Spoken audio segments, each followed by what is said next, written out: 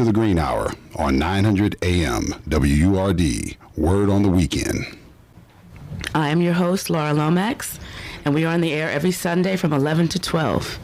You can also find us online at www.900amwurd.com and in the community. My co-hosts are Michael Ledbetter and Dr. Paul Hopkins, and each week we bring clarity to the conversation about health and environment. We encourage clean living from the inside out. A centerpiece of this is maintaining a healthy lifestyle and getting informed about the connection between good health and what is happening in the world around you. This includes what you consume, what you wear, what products you use on your body, how you clean your home, what you drive, what you purchase, the decisions you make every day. Welcome, everyone. Good morning. Good morning, family. Good morning, family. Excellent. This Sunday, today, we have a wonderful guest. We have Christina Pirello. Christina Pirello is the Emmy Award-winning host of the National Public Television series, Christina Cooks. The first pivotal point in her life, and there are many, came at age 26 after being diagnosed with terminal leukemia. She decided to forego conventional medical therapies and turn to a macrobiotic approach to living and cured herself. For the last 21 years, Christina has been teaching cooking classes, conducting lifestyle seminars, and lecturing on the power of food in our lives. Even if people think she's nuts, but nice and really funny, they never think of food in the same way again, which is her goal. Christina is the author of 6 best-selling, award-winning cookbooks and is considered somewhat irreverent and rebellious by many of her macrobiotic contemporaries. Nothing could please her more.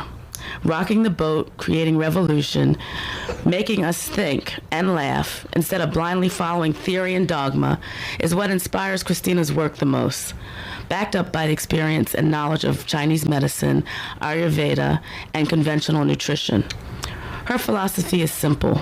Living a whole and healthy life should make us joyful, free, passionate, and open, with gratitude for every blessing, every challenge, every moment, every breath. Welcome, Christina Pirello. Christina? Yeah, thank you. Hi. Welcome. Thank you. We're so glad to have you here on the Green Hour. Yes. Oh, it's great to be here. Yeah, we've got Dr. Paul and Michael. Yes. Hi, Good morning, Good Christina. morning, Christina. How's everybody? Excellent. Everything is well. Excellent. So we really are interested in your story, Christina. And I know at one point during your life you had a serious health challenge, which we did in the intro. Yes. You were diagnosed with terminal leukemia. Yes. And you had an epiphany at one point and said to yourself, "Only I can make me well." Yeah, it was kind of a little bit of a journey to get to that place. You know, when 2 years before I was diagnosed, my mother was diagnosed with colon cancer.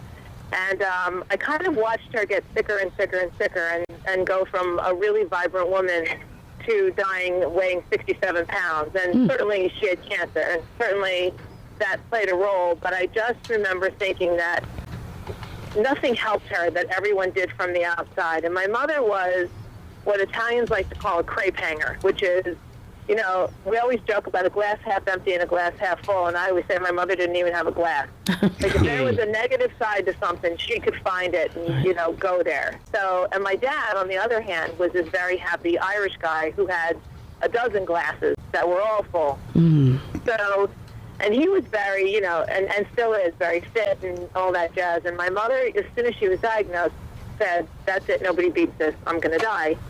But it took her almost 2.5 years to do that. And when she got toward the end of her life, I remember thinking to myself, man, if I ever get sick, I am not doing this. I am not doing it this way. Right. And so that was kind of the moment. I always say my mother taught me everything I wanted to be and everything I didn't.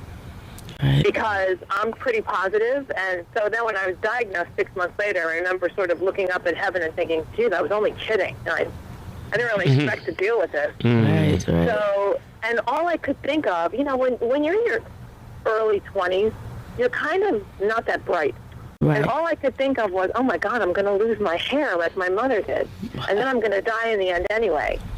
So, and then I just remember thinking that, most of my family, like, kind of pulls themselves up by their bootstraps and just does what they're supposed to do. So I thought, well, what the heck? They're not going to help me. They really had no solution for me. They said that they could try a few things and we'd see what happened, and maybe they could extend my life. And I remember thinking that wasn't good enough for me. So I was going to see what else was out there. And I didn't know what I was looking for. I mean, I had no idea at all. And then a friend of mine introduced me to Robert, and he said, you should try your food. And I remember thinking, well, he's cute, but, seriously? If food was the answer, wouldn't the doctors have said, maybe you should change your food? Back then, I was still quite naive in what they knew about nutrition and didn't know about nutrition. And this is not a knock on doctors. I love doctors. But they don't study nutrition, and I assumed back then that they knew everything. Right. So if they hadn't told me about it, this must be, some wacko thing. But I had nothing to lose, so what the heck? And within a month, I remember thinking that, and that's when I had the moment, Laura, when I said, you know what, if anybody's going to make me better, it's going to be me. Because I sensed changes in how I felt, even though there were no changes in my blood yet.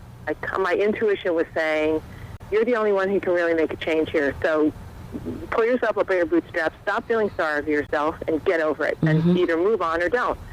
And that sort of gave me a philosophy that I still live by to this day. Do it, feel it, get over it. Right. Either move on or wallow. And I'm not much of a wallower because you just don't get anything done then. Right. And we face a lot of problems. My story is my story, but we face collectively a huge challenge. And the joke in our office is that we get up every day and push a rock uphill, but everybody is pushing that rock together. Nobody wants to feel sick or compromise or lose their health, but they're lost. They really don't know what to do. They just don't know what to do. So, and that's a big deal. Exactly. So what is your prescription for health? What was it that Robert shared with your husband, shared with you? The biggest thing he had me do, and the biggest change I made in those first few months was pretty much what I stopped doing. I was a vegetarian. I'm a vegetarian since I was 14 years old. My father's a butcher. That's always a joke in our house. But, it's like, oh, great. But I lived on, my mother and her family, we cooked everything from scratch. We had a garden. I remember picking the vegetables and then cooking them. And when I left home at 18, I remember clearly saying to her, you can have this Donna Reed stuff. I am so over all this cooking. If I cook, it's going to be for a job. Right. Which I did. I catered. But I lived on soda, chips, pizza, ice cream. I didn't eat anything that was whole or natural or good for me. And within, and there is blood disease in our family, so within 6 years, here I am diagnosed. So what I did initially was, Robert said, I know you're vegetarian, but you eat X. You eat soda, yes. So I stopped all junk, cold turkey. I'll go from 6 sodas a week to 1. Cold turkey, nothing. No sugar, no soda, no junk. And I started cooking all these foods that I knew what lentils were because I was Italian. But other than that, it was like, what are we cooking? Oh, this is miso. It looks like peanut butter. Okay, it's not. Okay, and there was no bread, no noodles, no fruit, no junk.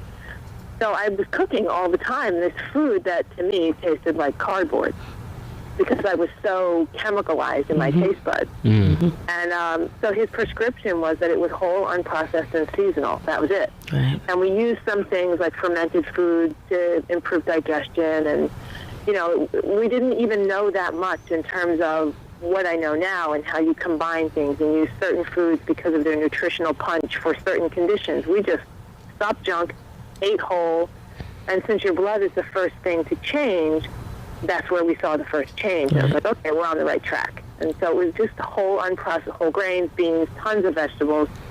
When I started this, I thought kale was the garnish on the salad bar. I think people ate it. So it was a big learning curve, a huge learning curve for me. I had no idea. I mean, we ate broccoli rabe and broccoli. That was it. We didn't eat, collard greens. And if I did eat collard greens, it was with my African-American girlfriend, who was my best friend since kindergarten, and they cooked them for 2 hours. Right, right. I was like, okay.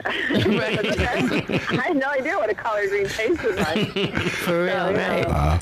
Christina, this is Michael Ledbetter. I have a question.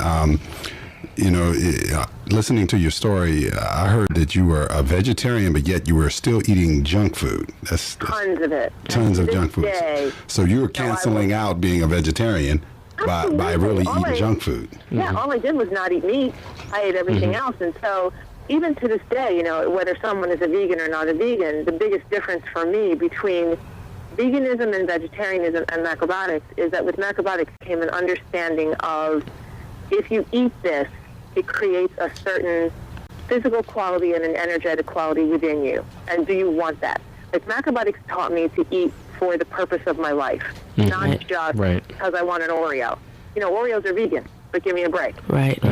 So and as a vegan, I meet so many unhealthy vegans, and they say, but we don't eat animal food. Why can't we lose 20 pounds or get this in order? And I'm thinking, because you're living on Oreos and chips. Vegans, so you have to look at, like, what macrobiotics and Chinese medicine brought to my world was, there's real food, and then there's something that looks like food but isn't. So I discovered the world of real food. Exactly. That's, Christina, this is Dr. Paul. How are you today? I'm fine. Yes, and you are just preaching today. You really are. Sunday. Yes. You are truly preaching because, you're saying so many key things. But, I just want to pull out something that you said. You said you started off with your mother showing you the principles and the skills. Was that right? Was that in? So even when you fell off, and then you went astray, you came back, and when you adapted these things, you adapted right into it. It became second nature to you, really, because of the foundation that your family gave you, or the culture of the people. That's absolutely true. When I was growing up, my family is Irish and Italian, and all they do is yell. But in the kitchen, it was always very peaceful and very happy, and everyone loved hanging there. So I was like, okay, this is where I want to be, because nobody's yelling and nobody's fighting. So that's how I sort of started in the kitchen. But so I grew up. By 9, I was cooking family dinners with my mother, and by 12, I could just do the whole process. And by 16, I had my first job in a restaurant because I loved it. Although back then, because I'm old, a girl didn't get a job as a chef. There was no such thing. Wow. You might get a job as a dishwasher or washing veggies or work for a caterer, but there was no female chef, figure to follow. So I worked in art and, catered on the side with catering companies to pay for my art habit. So that's kind of, but I was always in food. So when Robert said to me, the way to get better is in the kitchen, I thought, oh, okay, I know that. I can do that.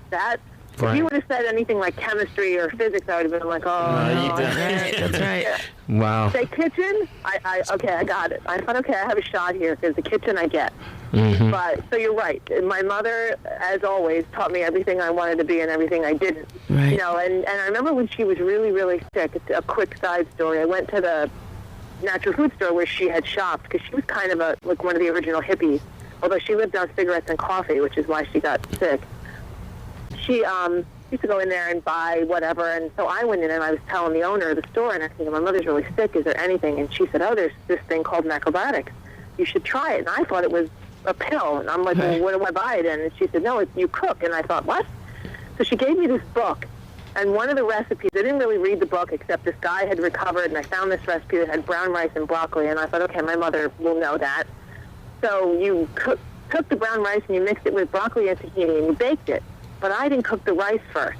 So I make this thing that comes out of the oven brown and crunchy and mushy and disgusting. I give it to my mother, and I'm like, Mom, the girl at the natural food store, this is going to make you better. And my mother took a bite, and she said, Chef would be better. Did you make chocolate pudding? Yep. So I went and got that, and I put the book away on macrobiotics. And so even macrobiotics, my mother sort of brought into my awareness. So when Robert mentioned it, I thought, that's that disgusting food. Okay. Yes, going back to the foundations of who you are, right, which is beautiful. But that's what we all have to do. Like, we live in a world of Facebook and Twitter and phones, and none of that is a bad thing. Well, I don't know. Anyway, anyway. But we live in all that, but we have to be healthy as humans. We have to go back to the kitchen. We have to dust off the pots and cook the way our grandparents cooked. It doesn't have to be Asian. It doesn't have to be Chinese medicine. But if you look at the way your grandmother cooked, they were healthy. Yes, they ate meat. They weren't necessarily vegetarian, but their food was real food. Exactly. Right. It's not the same. Right. Christina, just for our listeners, I want to make sure they understand this, that you were diagnosed with terminal leukemia. Is that accurate? I was given 6 to 9 months to live. I had a condition called AML, which is an acute myelocytic leukemia. Wow. And you overcame that with simply changing your diet. Yes, because I didn't want to take treatments and get sick and lose my hair.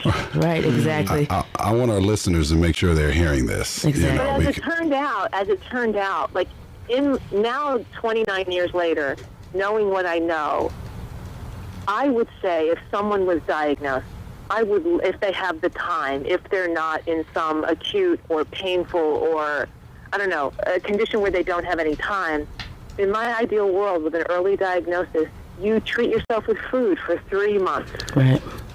And then working with your doctor so that you build your immune system, you get your body stronger, you get your pH more alkaline, so that at the end of 3 months, if your condition hasn't changed and you need to take treatments, at least you're strong. Right. At least you'll survive them. Right, exactly. You know, there's so much advice out there, Christina, on how to achieve optimal health.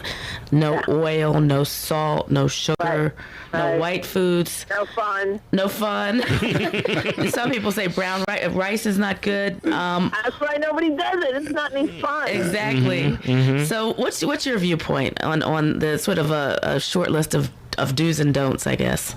Well, I think that, first of all, being in the health community for almost 30 years, I can tell you that if there's anybody who can suck the fun out of something, it's us. We make it about as appealing as having a root canal without Novocaine. That's right. No, like if we made being healthy as sexy as they make junk food, you know, it's like we have Olympic athletes eating McDonald's. We have people who look fit and trim and slim eating burgers that have 7 layers and bacon and cheese and everything else. And you know that ain't who's eating it. That's right. Right. That's right. So for me, you know, to be so extreme, no oil, no salt, no this, no that, will never attract the mainstream. Because they think I'm not sick enough. Most people, you have to understand, and you've experienced this as well, don't really, especially Dr. Paul, don't even know they don't feel well until they start feeling better. That's right. They think, oh, I feel this way because I'm 40. I feel this way because I have 3 kids. I feel this way because I work hard. None of it is true. Everybody works hard. Everybody has kids. Everybody has stress. But if your body is healthy and strong, you manage it differently. And you don't feel achy and you don't feel exhausted. That is right. So I think that rather than, you know, when people start macrobiotics, for instance, we always say no oil and very light salt for about 4 weeks. Because that allows the body to realkalize, readjust, sort of cleanse. It's almost like a month-long cleanse.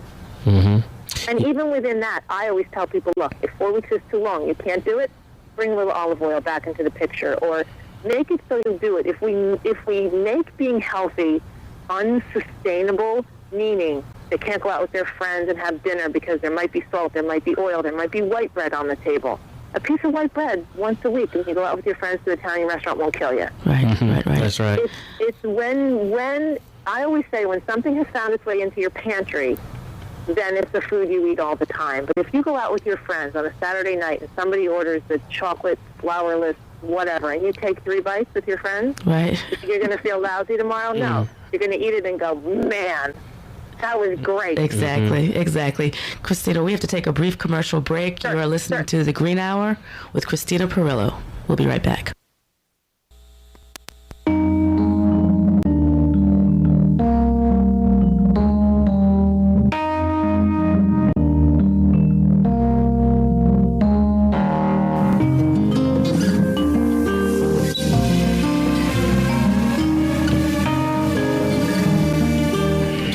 Welcome back to the Green Hour on 900 AM WURD, Word on the Weekend.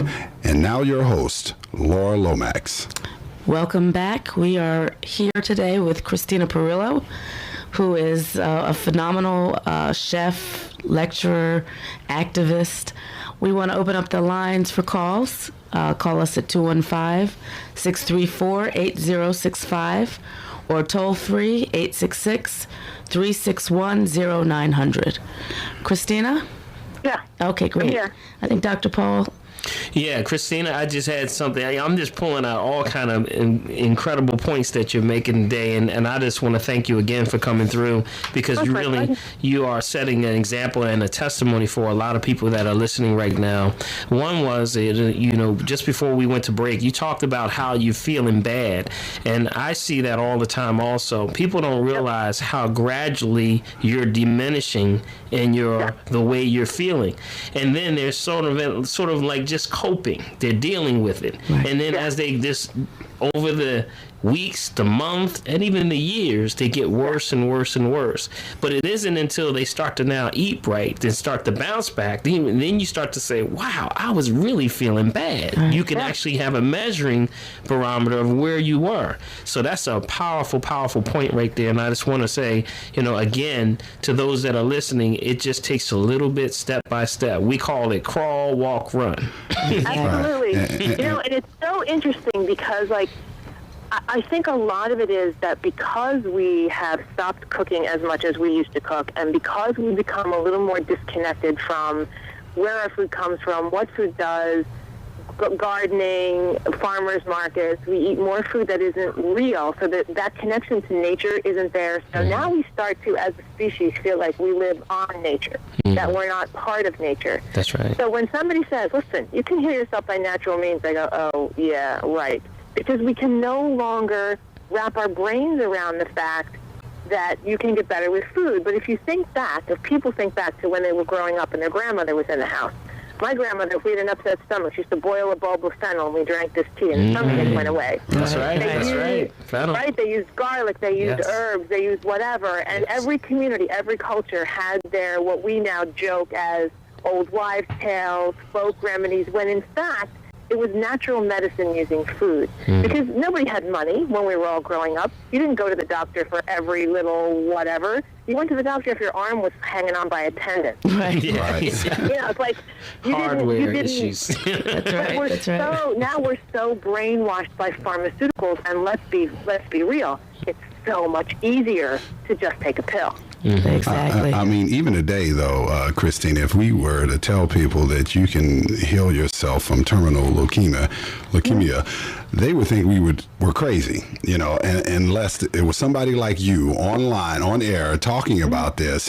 They would think that, we were out of our minds. That's why we wanted to have you on this show, because you testified to the fact that just simply eating right can change your life and give you, quality of life again. Exactly. And the truth is, Michael, there are tens of thousands of people like me walking around this country and all over the world, maybe hundreds of thousands, who kind of woke up and said, I'm not going to do it this way. There's got to be a better way to do it. Right. An interesting, really quick story is my sister-in-law, who was diagnosed with breast cancer at a young age.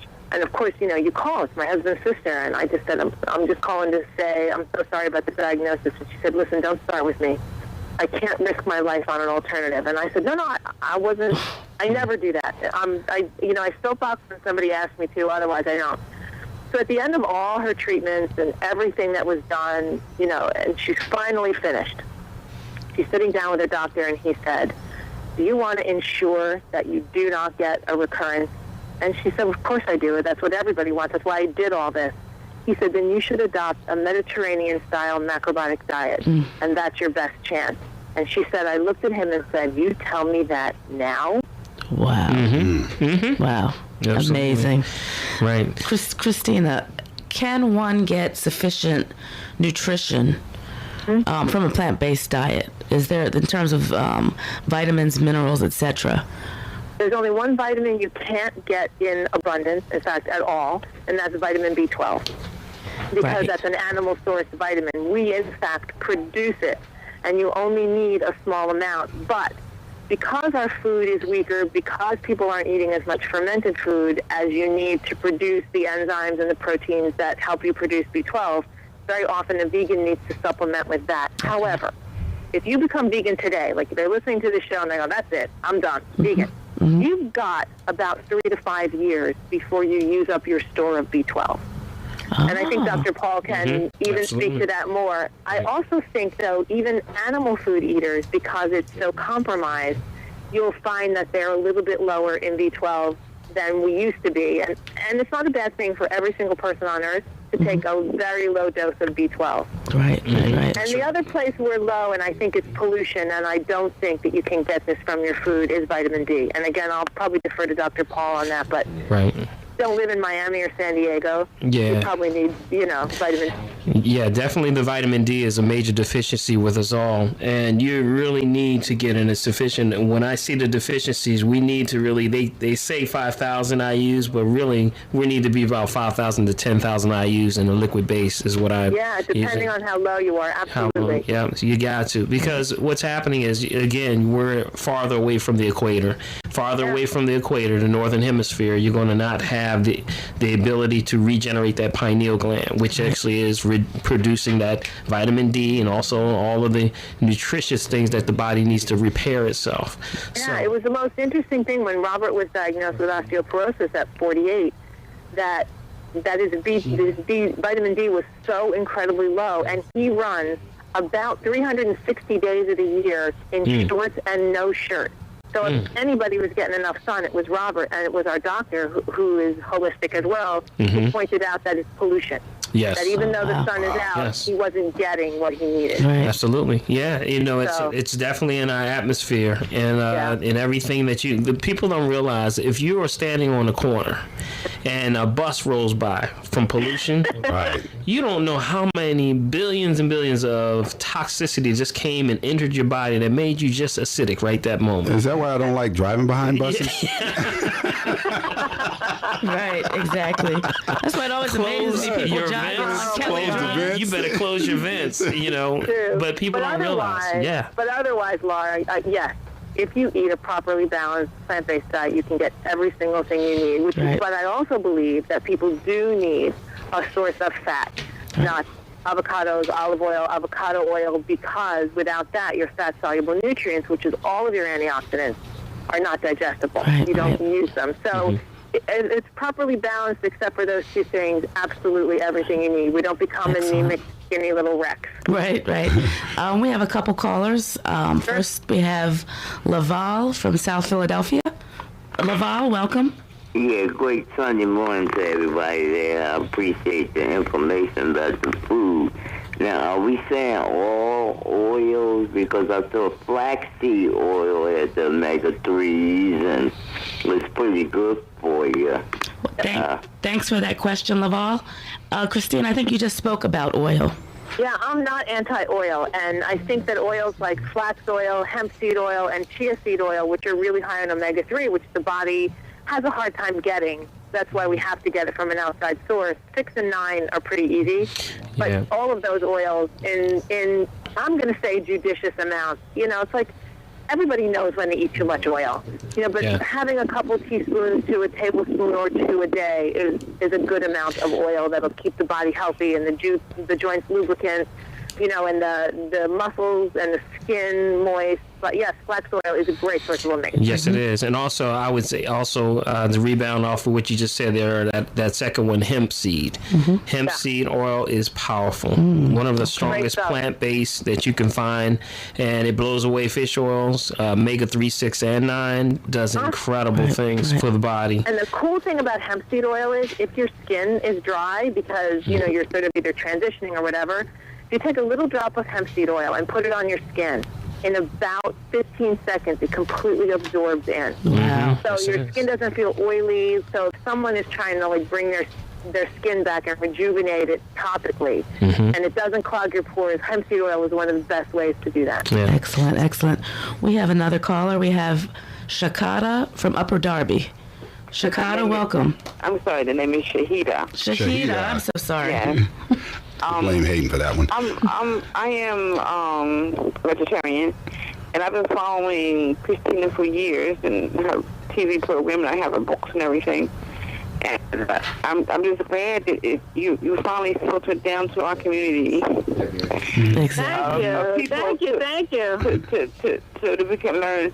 I want to first say that my husband has stage 4 prostate cancer, and in January they gave him literally weeks to live.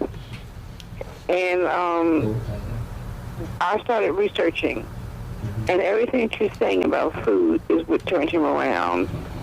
He went down to 113 pounds. Okay. In a matter of weeks, and then I put him on his hair, but with diet. And what she's saying about the salt and the sugar is absolutely true. First, I had him on a Gershwin diet, which is absolutely strict of everything. It's amazing. Yes, he couldn't stand me coming into the room with his tray of food because he didn't want to eat that bland food. I'm not used to that bland food. You got to eat it. You have to eat it. And then he started cooperating, and then he's now up to 165 pounds. Wow. Wonderful. Wonderful. He gained his weight back.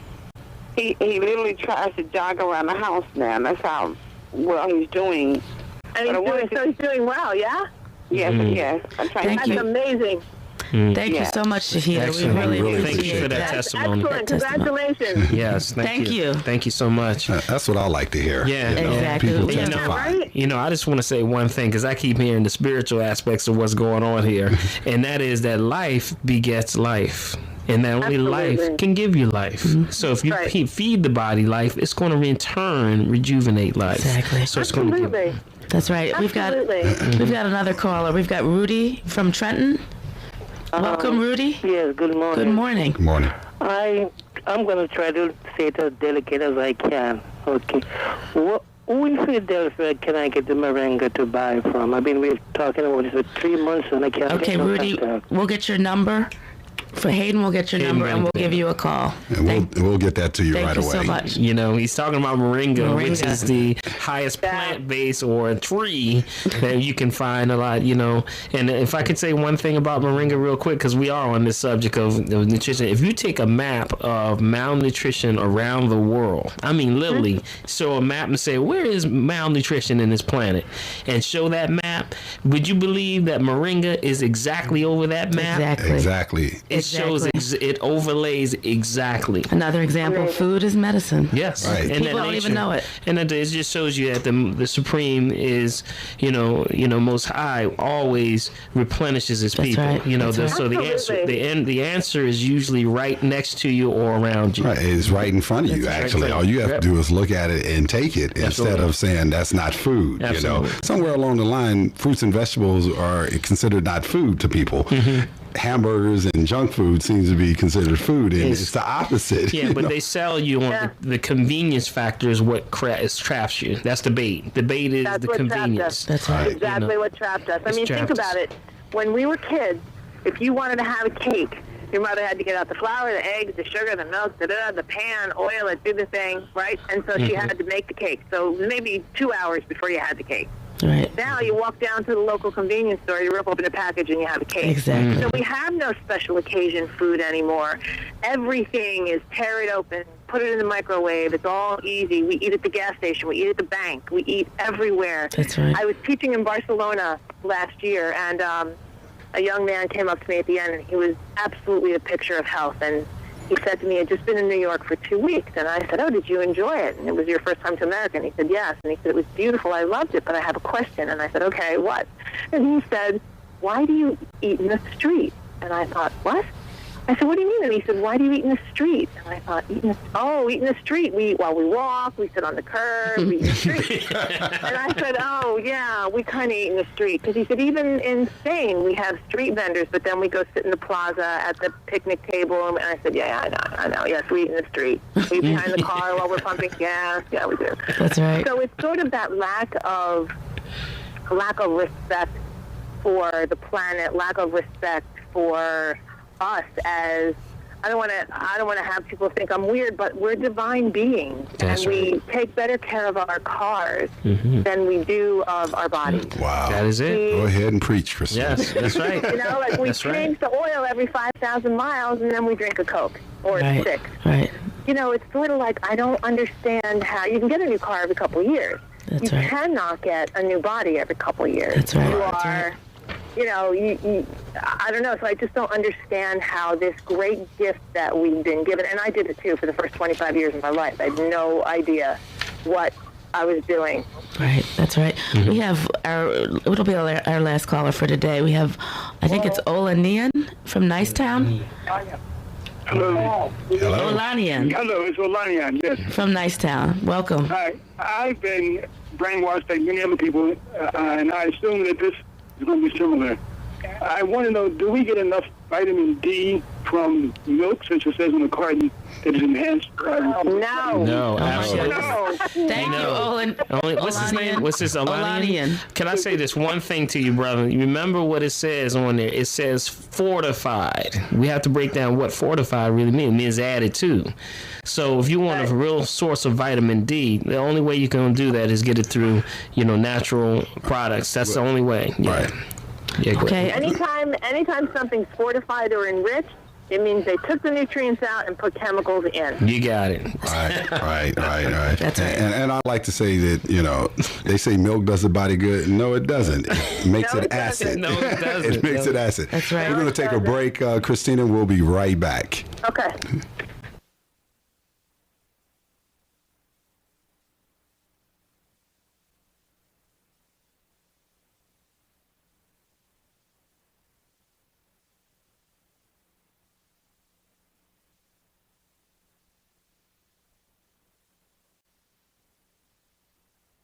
To our products, Solia.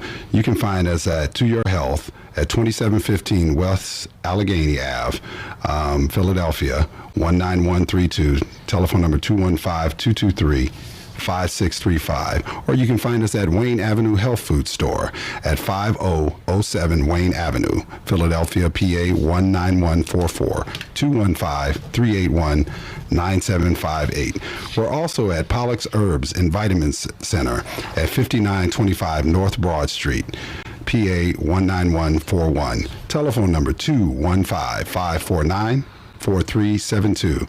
We're also at the African Cultural Art Forum at 221 South 52nd Street, Philadelphia 19139. Telephone number 215-476-0680. We're also introducing our product for the first time at Nile Cafe in Germantown, off of Germantown Avenue. Address is 6008 Germantown, 19144, and telephone number 215-843-6453. And also, we're introducing it on Germantown at Jahaya's, 7201 Germantown Avenue. That's at the corner of Mount Airy and Germantown Avenue, 19119 215-247-8226. Thank you for your support. And now your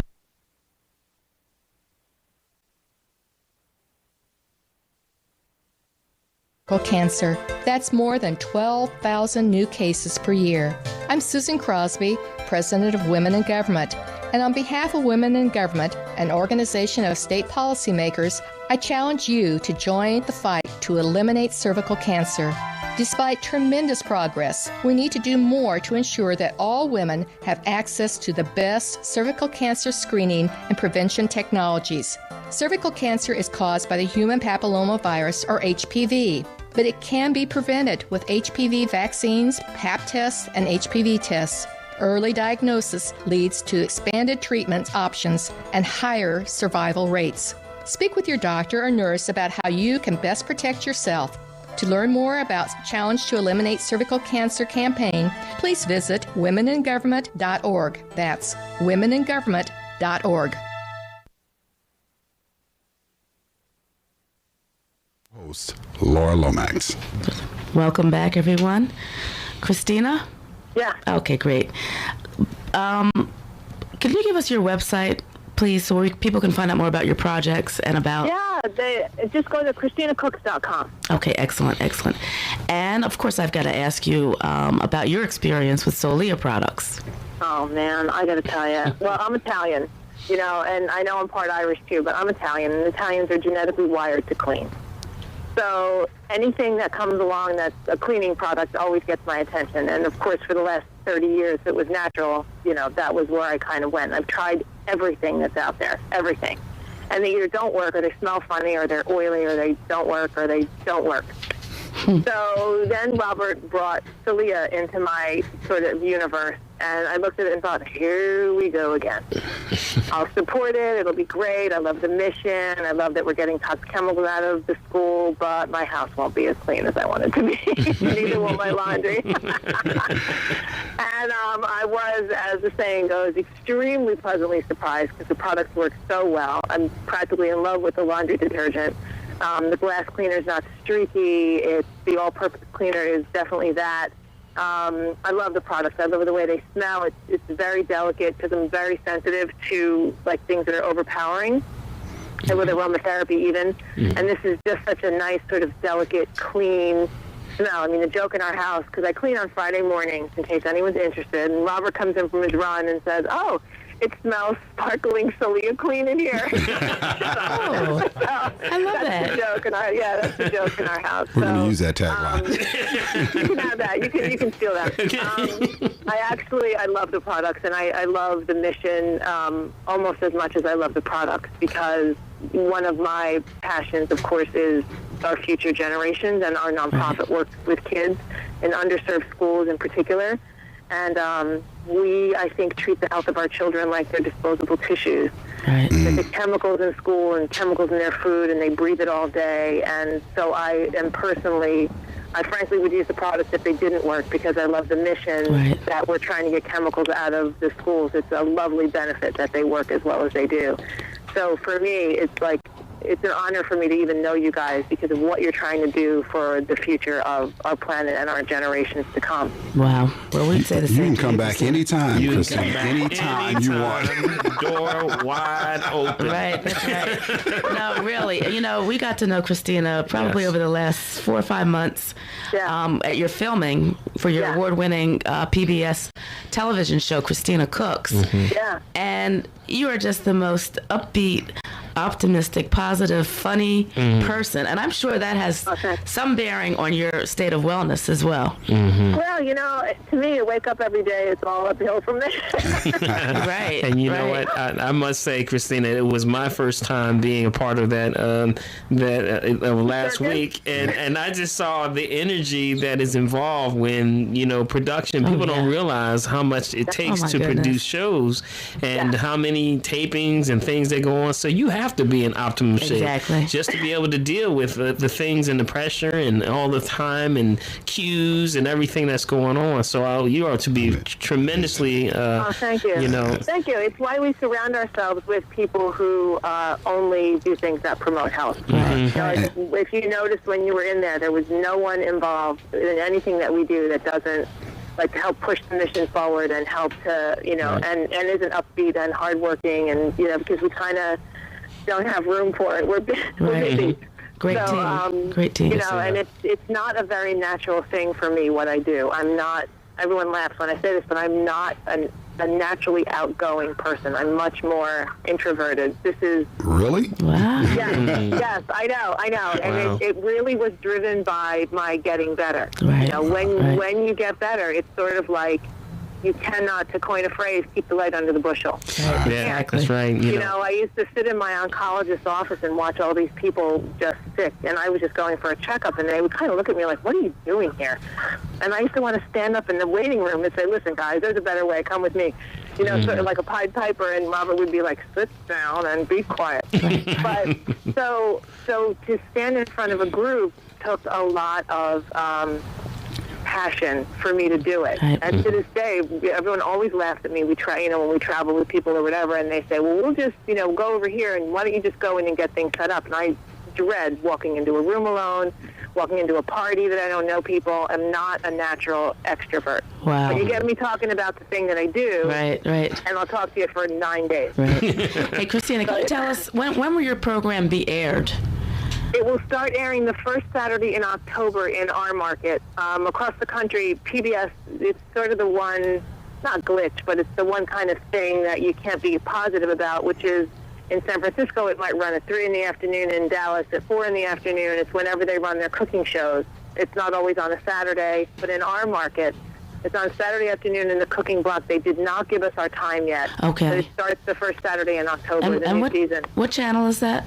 Channel 12. Channel 12. Okay. Great. Yeah. Excellent. Well, let me just say, my mother loves Christina cooks, and she's just probably just beaming with pride that we had you on this show. But we're really glad, like the caller said, to really get you out to our listening audience. It's really been a pleasure. Yes. My pleasure. Absolutely. Pleasure. And we definitely want to have you back again. So thank you so much, Thank Christina. you so much, Thank you, Christina. And give our love to Thank you, Robert. guys. Yes. And we'll see you soon. We'll see you in September. We'll see you in Okay. September. All right. Take care. Bye-bye. Bye-bye. That truly was a pleasure. Yes, it you was. know. Absolutely. What a dynamo. And I'm hoping that our listeners heard Yeah. this issue about health and food and really addressing this and having her to testify, because to be terminally diagnosed with something and then have it reversed by simply eating right. Yes. I mean, that's truly amazing. You know, they would call that going against the odds. Right. But whose odds are you dealing with? You know, That's right. you're dealing with the Most High's odds. You got a chance, because we believe if you're breathing, you got a shot. Right. And then the thing is, you just have to now reverse to get that blood right first. Just like she said, you know, the first places that we find are the blood, and that's why the liver had to get right. So when she got that liver right, and you know, stayed off the bleach white products, you know, too much sugar, too much salt, and the oils and things. Now the body has no choice but to replenish itself. And It's always trying to do Right. it. And one of the things that I find amazing is that she had the willpower to go against what the doctors are saying. Because when you go into that doctor's office and they tell you that you're ill, psychologically that messes you up. It messes up your body or your cells in your body, because you are what you think. And if you think you're dying, and you go down that road and then you go home and then you tell people you're diagnosed with this, then you got them thinking about you being ill.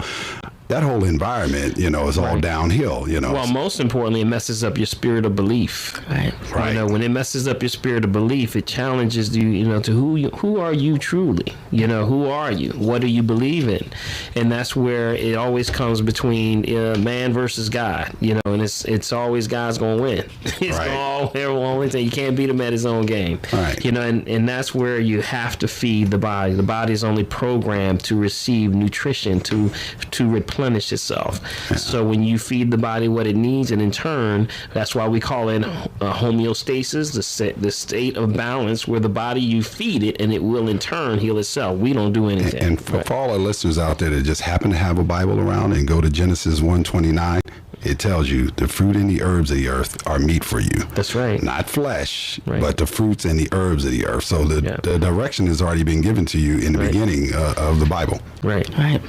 Exactly. Well, this was a wonderful. We wanted to talk about Max Gerson. We have to continue that probably next show. Right. Next week, we're going to talk about Max Gerson and the plight of Max Gerson, you know, what he had to deal with the AMA, which is American Medical Association. So it'll be a hot topic next week. That's Get your right. folks to turn in. This is going to be a good one next week. That's right. Well, we, as usual, we thank the owners and the management of WURD for allowing us to have this type of programming. We really thank Christina Pirello, who was just a dynamo and a real example for how we can overcome. Yes. And we can beat the odds And that you take can. take control of our destiny. Yes, and reverse this thing and get it right. Let's get it right, family. Let's go back home. That's it. Right. Let's Just go back home. take this home. And many of you